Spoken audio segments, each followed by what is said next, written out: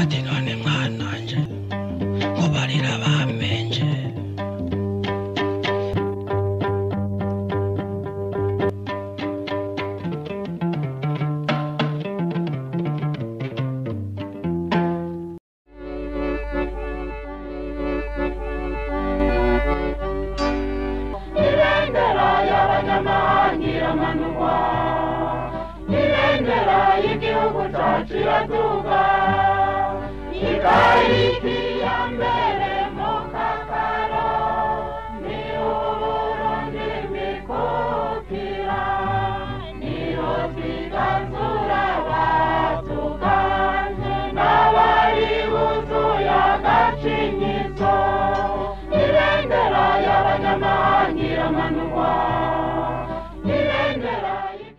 Imyaka 60 irarangiye Uburundi buhabuje intahe y'ukwikukira.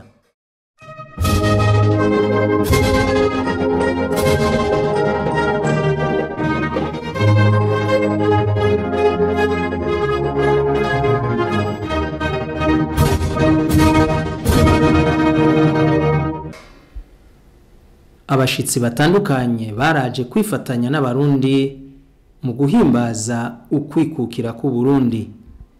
Muri abo harimwo umukuru w'igihugu ca Zanzibar ari nawe yaserukiye igihugu ca Tanzania.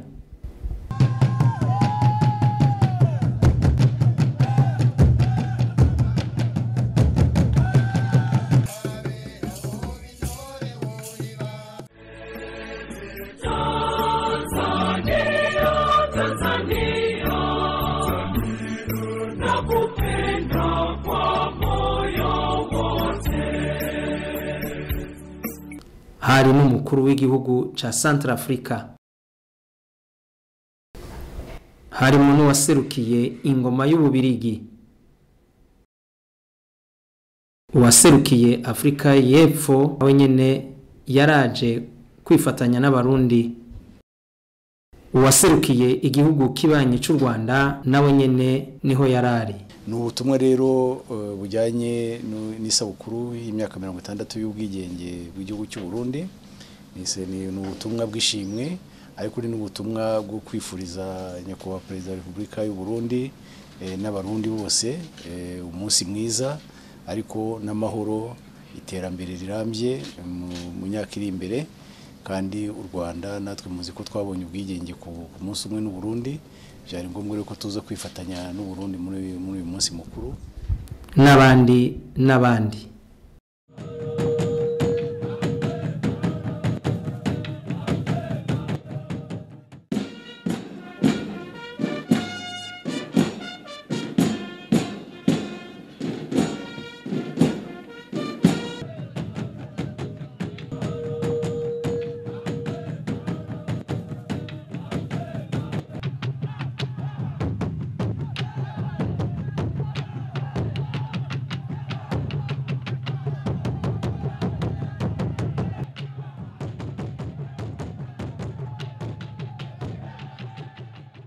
Mayo ni muze se mangira kimazimwe.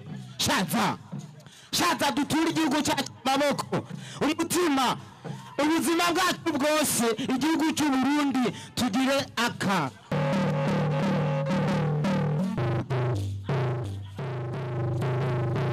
Sada murabera se mwanwe muzo mu kirundo ndavumva karamba. Soko z'amasunzu murabera imbere y'abarongozi twitore. Shaza urabera se wangira kimazimwe. Hinga nikore mu gahogo maze ndababwire uno munsi twese abarundi turamukanya kamwemwe mu iki giteramo aho turamutse twigina tukigina umuganwa atari umugani Rudoviko rwa Gasore aho gwaniye intahe y'ukwikukira kemera kwitanga amaze akahasiga n'ubuzima. Ni nacyo gituma uno munsi tuje ngaha kugira ngo tumwibuke abarundi y'imyaka 60 iheze twikuye ko bakava amahanga aho twese abarundi maze twameze magabo kugira ngo igihugu cyacu cy'u Burundi maze tugitura amaboko umutima n'urukundo rwose tugifitiye gushika naho twocigura. Igihugu cyacu ugiture amaboko umutima n'ubuzima bwacu. Rima kabiri gatatu twese.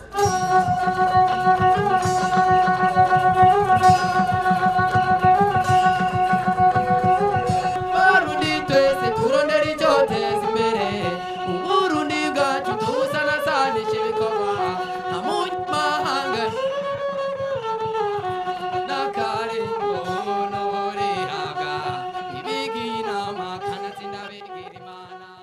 umukuru w'igihugu nyene icubahiro Evaristo Ndayishimiye yarateye iteka ibirori vyo guhimbaza imyaka 60 irangiye Uburundi buhabuje intahe yo kwikukira. Ibirori vyatangujwe no gushira amashurwe ku ntatemwa y'umuganwa Rudoviko Rwagasore ari nawe incungu y'ukwikukira ku Burundi.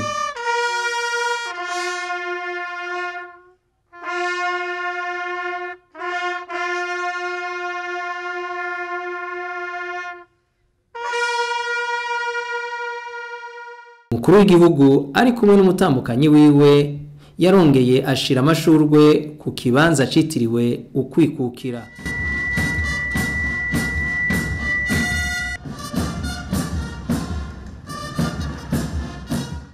Umukuru w'igihugu akongera akabana kizigenza mu ntwaramiheto no mu gipolisi yaragenzuye inteko za gisirikare n'igipolisi.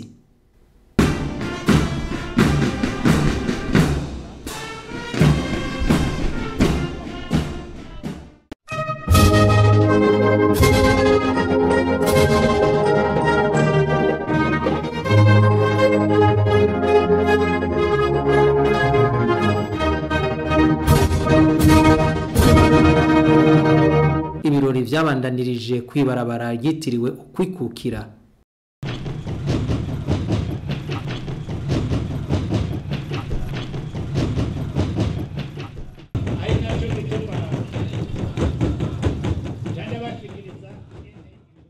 Ibirori nyamukuru vyatangujwe n'igisabisho wayagiza ibendera ry'igihugu zacu z'u Burundi baragushize imbere mana ngufata icicaro mu gihugu no mu mitima y'abarundi bose. None mana turagushimiye ku vyiza vyose wagiriye u Burundi muri iyi myaka yose 60 kuva turonka intahe y'ukwikukira.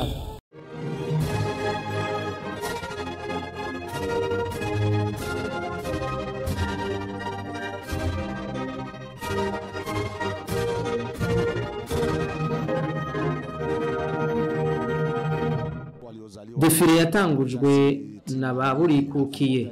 Urabona ko bariko baragenda naho wavuze ngo turabengwa kamwemwe bafise mbona umengo ntikaboneka cyane.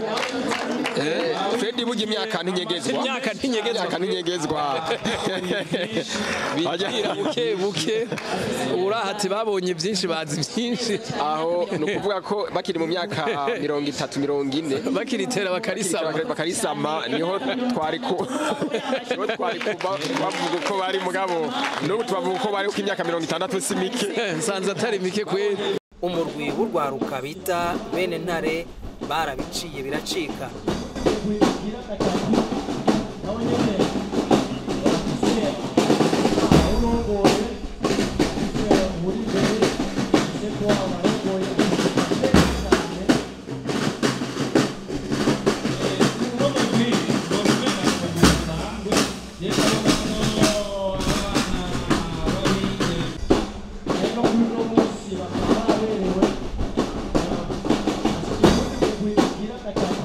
Eka n'abitwale majorete nabo nyene ntibatanzwe. Byari ibirori biteye igomwe.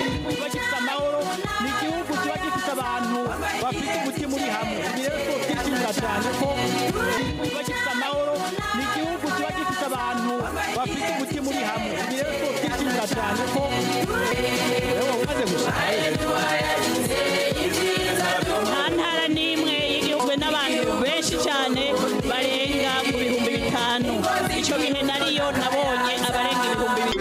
Imyaka 60 irarangiye Uburundi bwikukiye.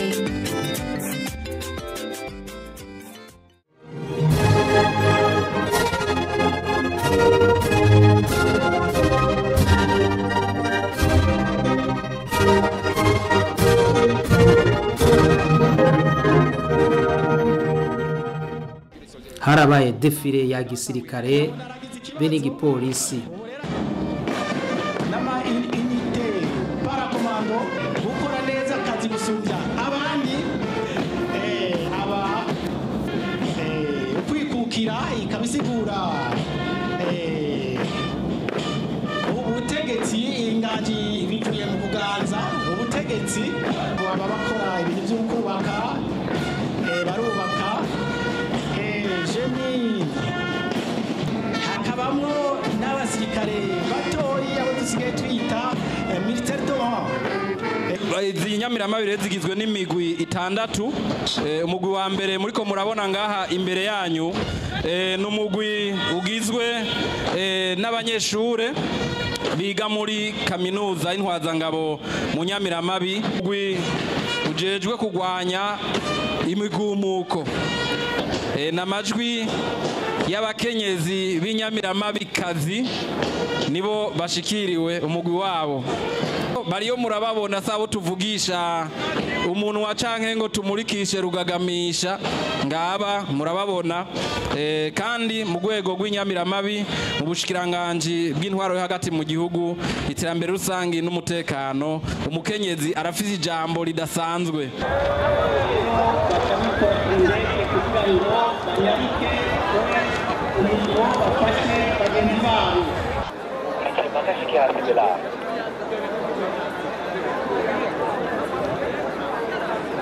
kuko ivyo byose baba babishoboye kubikora.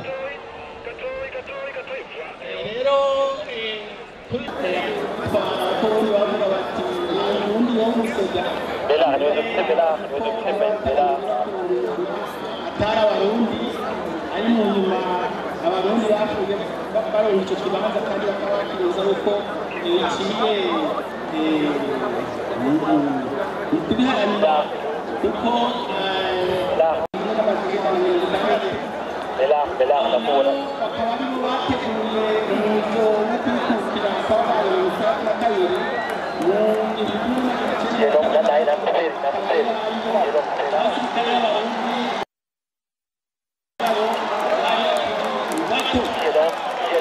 reka rero dushimire abadufasha badufasha kwigisha aba bantu babishize ku mwete babishize mu ubwira bwinshi.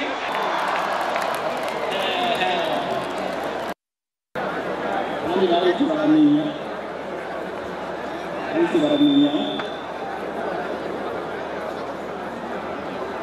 aha rero baguma basubiramwo imyimenyerezo igihe cyose kugira ngo bashobore kuba bokora neza iki gikorwa.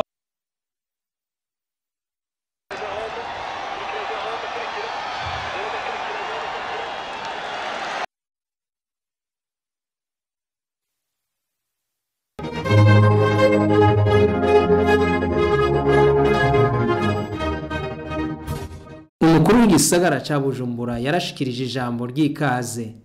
Mu gusozera nagomba asubire kubifuriza nyene icubahiro umukuru w'igihugu cacu ciza c'u Burundi, ndabifuriza kuza kururanirwa namwe mwese banyakubahwa muri ngaha hamwe n'abanyagisagara bose ndabifurije umunsi mukuru mwiza. Niharambe abarundi bo bene Burundi, niharambe intahe yo kwikukira ku Burundi.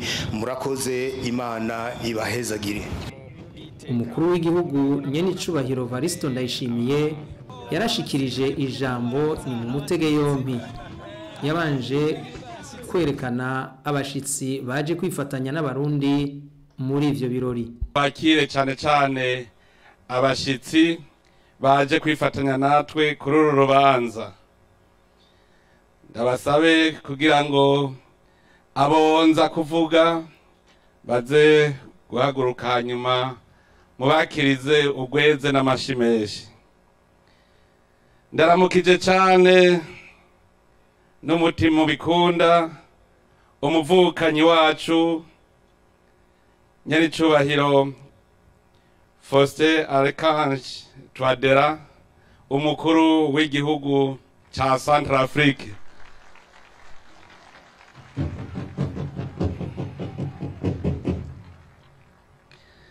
Ndaramukije n'umunezero mwinshi umuvukanyi wacu nyaricubahiro Dr. Ali Mwenyi, umukuru wa leta ya Zanzibar iri muri leta yunze ubumwe ya Tanzania.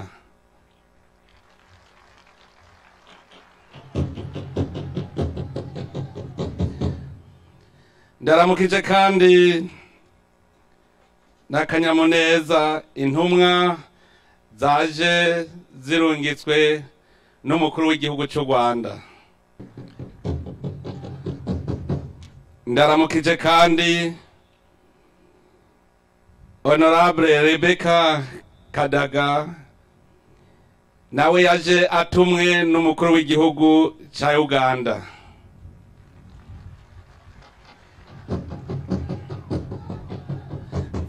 Ndaramukije intumwa nazo zaje zirungitswe n'umukuru w'igihugu cya Misiri.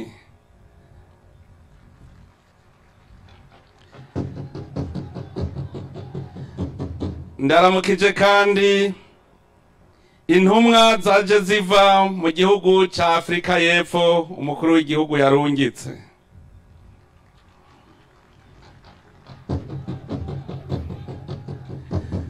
Ndaramukije kandi n'akanyamuneza intumwa zaje ziva mu gihugu cya Arabia Saudite.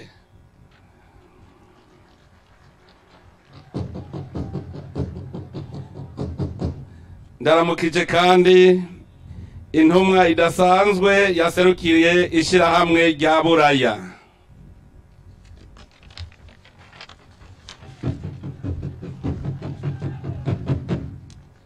Turaramukije kandi intumwa idasanzwe yaje aserukira umwami w'Ububirigi.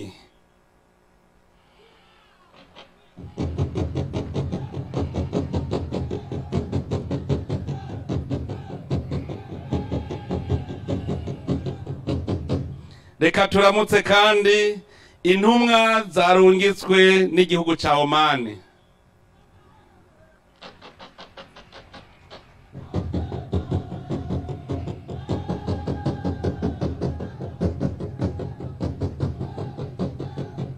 Mumfashe kandi twakire intumwa zaje ziserukira igihugu cya Qatar.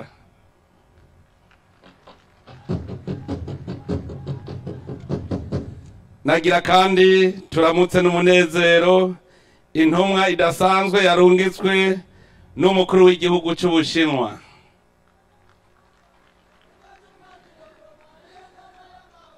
Mumfashe kandi kwakira n'intumwa yaje irungitswe n'umukuru w'igihugu cya Kenya.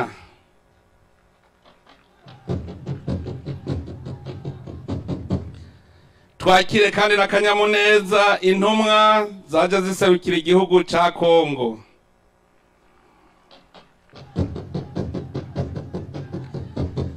Turi kumwe kandi n'intumwa zaje ziva mu gihugu cya Guinea Equatoriale.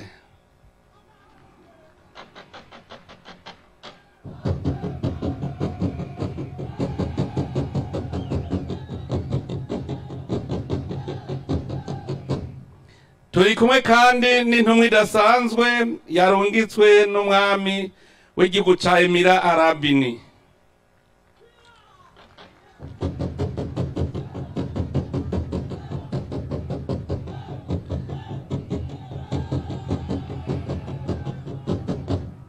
Aha kandi turi kumwe n'abaje baserukira umuryango wa Afrika y'Ubuseruko. Turi kumwe n'umunyamabanga mukuru w'umuryango hamwe n'umukuru wa sentare yo mu muryango wa Afrika y'Ubuseruko nabo nyene mubandamukirize.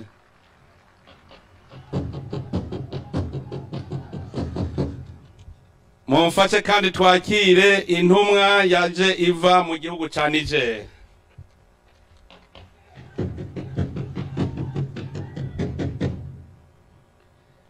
Turi kumwe kandi n'intumwa yarungitswe n'umukuru w'igihugu cya Suisse.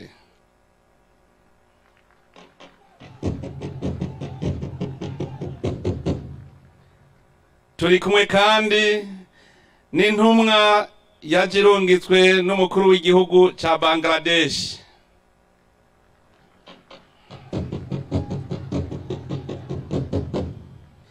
Turi kumwe kandi n'intumwa idasanzwe yarungitswe n'umukuru w'igihugu cya Zimbabwe.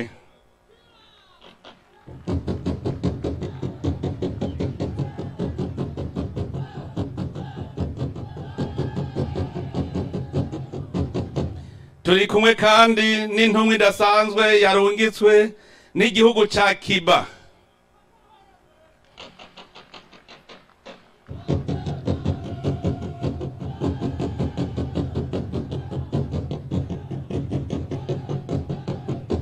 Twatewe iteka kandi n'intumwa idasanzwe yarungitswe n'umukuru w'igihugu c'Ubuhindi, igihugu ca Inde.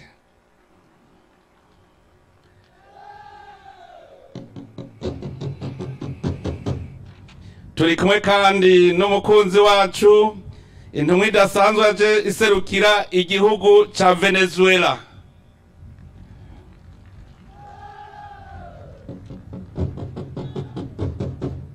Turi kumwe kandi n'intumwa zaje ziva mu gihugu ca Repubulika Iharanira Demokarasi ya Kongo.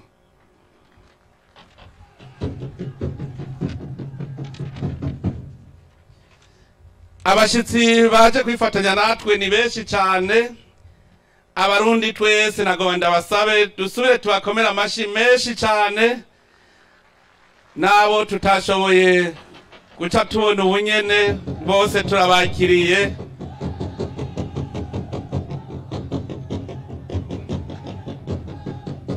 Ngira ngo abarundi muca mugira kamwemwe murumva ko ubu igihugu c'Uburundi gisigaye ari nyabagendwa kandi gikundwa n'amahanga. Dukomera amashi Imana yacu.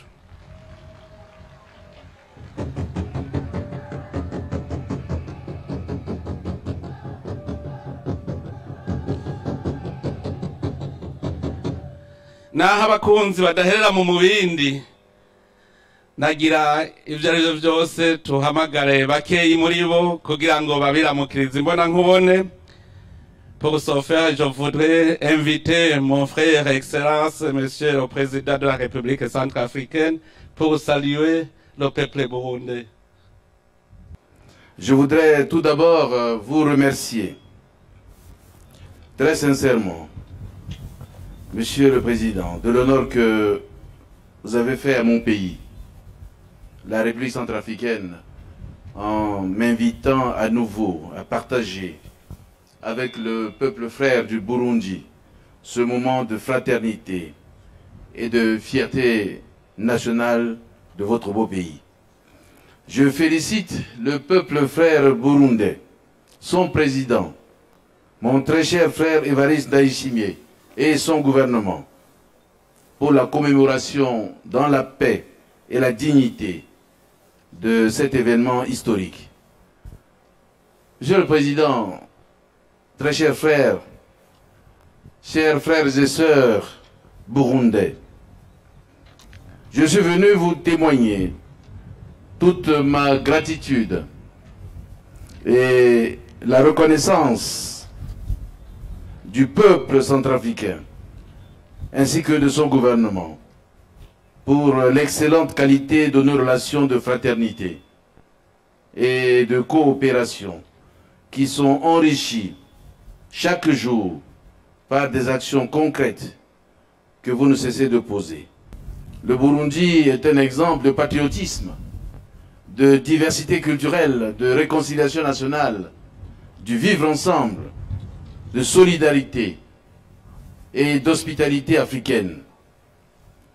En ce moment où le monde entier est confronté aux graves défis comme les changements climatiques, le terrorisme, l'extrémisme violent, les effets néfastes de la pandémie du Covid-19, exacerbés par les convulsions des courants mondiaux, le peuple frère burundais doit être fier de son président et de ses institutions qui œuvrent inlassablement à faire développer le Burundi, à consolider son unité nationale et sa stabilité politique.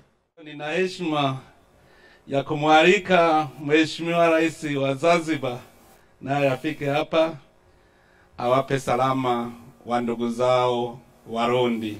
Aidha, napenda kutoa shukrani zangu za dhati kwako Mheshimiwa Rais wa Jamhuri ya Burundi kwa kumwalika Mheshimiwa Samia Suluhu Hassan, Rais wa Jamhuri ya Muungano wa Tanzania,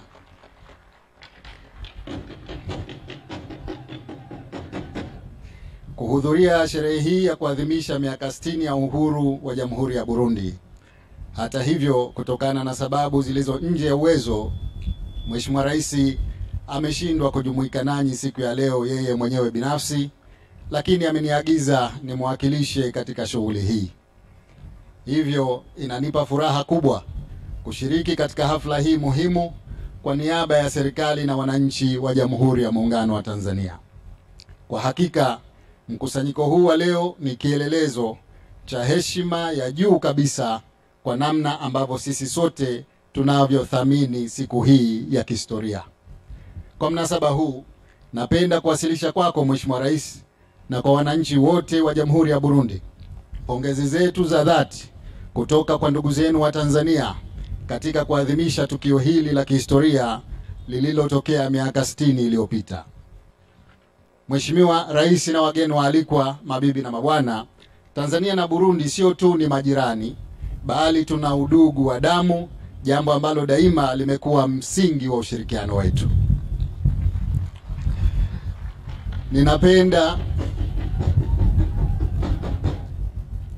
Ninapenda kuwathibitishia kuwa Tanzania itaendelea kuhudumisha ushirikiano wetu na kulinda ujirani mwema uliopo kwa manufaa yetu sote, sisi wa sasa na kwa vizazi vijavyo. Je voudrais inviter l'envoyé spécial du roi de la Belgique pour venir saluer le peuple burundais. Vous êtes spécial parce que c'est le dernier pays qui a colonisé le Burundi. Excellence, Monsieur le Président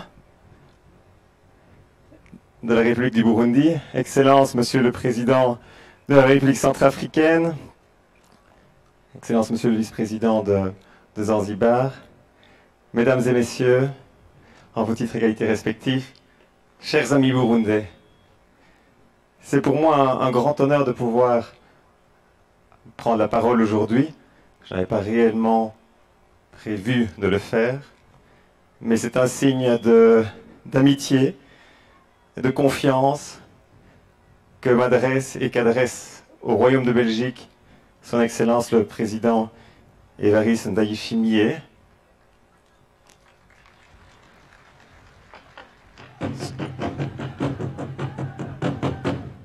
60 ans après ce jour très important dans l'histoire de nos relations bilatérales, 60 ans après l'indépendance de la République du Burundi, je me réjouis de l'intensité des relations qui continuent à unir nos deux pays. Je suis particulièrement heureux d'être aujourd'hui en ce jour. J'ai eu l'honneur de participer à la visite du roi Philippe il y a quelques semaines à Kinshasa et dans le reste de la République démocratique du Congo. Il a exprimé à cette occasion des regrets, des profonds regrets pour les injustices qui avaient été commises lors de la période coloniale. Et le gouvernement belge a eu l'occasion depuis de réitérer ces regrets. Le régime colonial est qualifié comme un régime qui était basé sur une inégalité et qui ne peut être en aucun titre justifié. C'est pourquoi je suis très heureux d'être aujourd'hui et c'est pourquoi le roi des Belges m'avait demandé de venir sur place ici, convoyer également ce message.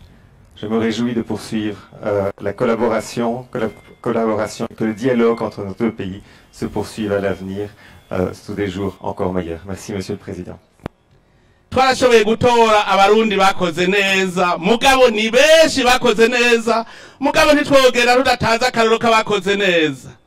Kubera abo twatoye twasanze ari intwari koko, usanga ivyo twabagomwe ni vyinshi cyane ku buryo wosanga ari rindi jambo niko ndavuga.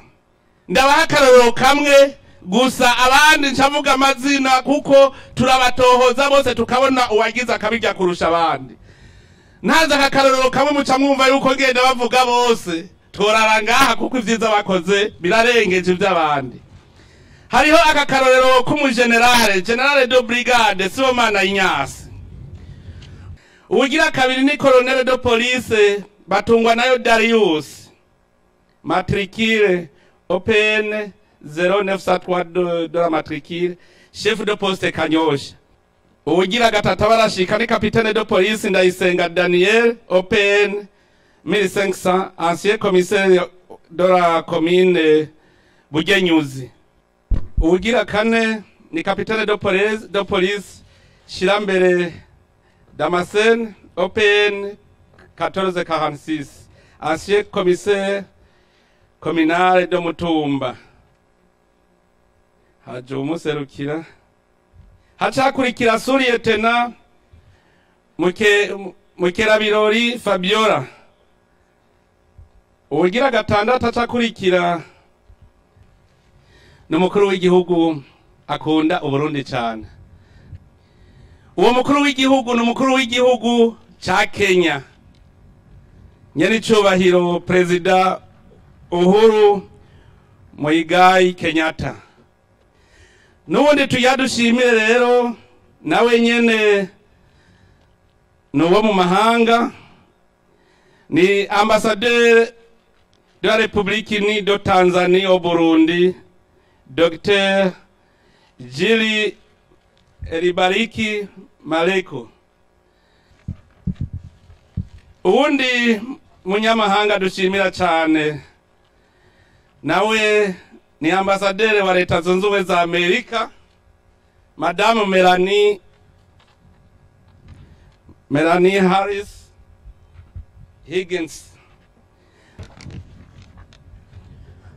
Uwicenda dushimira nawe nyene n'umunyamahanga. Nababwiye umuntu wese akoreye Burundi ategereza gushimirwa. Hariho umwambasaderi nkunda kwicita yuko ari umuvukanyi wanje aserukira ishirahamwe rya Buraya, Ambasaderi Claude Boshi. Turafise ubugira 10 ni umupolisi adjudant chef de police Havugwa Meshi Jean.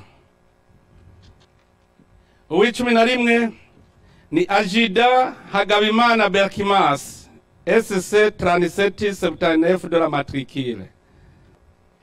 Ubugira 12 nawe ni caporal chef Kamarampaka Jean HR 19525 de la matricule. Uw'icumi na gatatu muwe twashoboye gutora niwe acahereza ni caporal de police chef Gahungu Isaac APN 1142 de la matricule. Umwe wese aze yigira inama arabe ico tuzosubira guhura, umwe wese avuga ati narungutse. None rero mwese ndabipfurije umunsi mukuru mwiza, mubuhimbaze muguma muzirikana ico twokora kugira ngo tureke kuzera inze, kuko nta muntu n'umwe asega arigera yishira ngo yizane. Murakoze rero mwese, Imana ibahezagire. Madosaka mama rusato gungwe shaza murabero shaza kabiri kanyu haya manga rimwe murahaye kana nyabutiga kabiri kawo haya manga mama wintore zo mu kirundo ngizo zirasamira mama wintore zo mu kirundo ngizo zirasamira mama nyabutiga kabiri kawo